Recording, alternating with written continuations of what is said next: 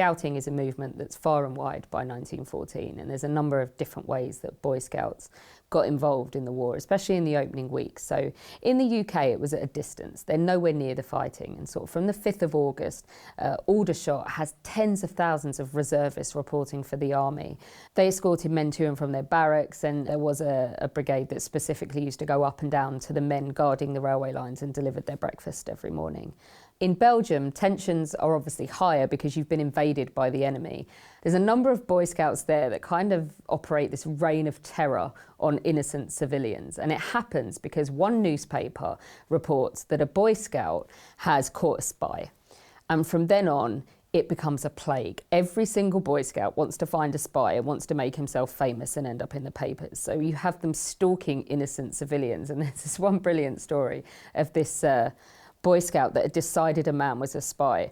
And he's just this sort of portly gentleman who's out minding his own business and shopping. And he ends up being stalked by this kid who follows him. And they said that they got him so flustered that he went into 3 separate shops in the space of 20 minutes to buy tobacco because he was just trying to shake his tail, basically.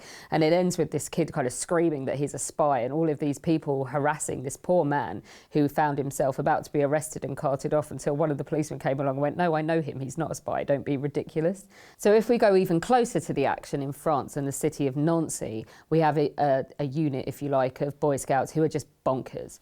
So they're a society of young gymnasts who've been put in uniform, and spontaneously they have offered to run dispatches. So they're on their bicycles going backwards and forwards from different army units, sort of night and day around the city, going at a high speed, dangerous speed, and annoying all of the locals, taking these messages towards the border and towards the fighting.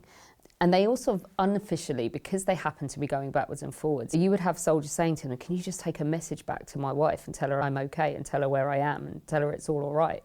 So they were doing this. But then they start souveniring, which is grabbing any form of paraphernalia they can from the war, whether it be a German spiked helmet or some cap badges, and dealing them. They eventually, at the market hall in Nancy, are dealing all of this stuff because they're making money out of it. They're going more and more where they shouldn't be going. And so I haven't found the evidence for it, but this is a quote that says, "Accidents having occurred, young people have been killed or injured by their excesses or imprudence. The military authority prohibits their peregrinations."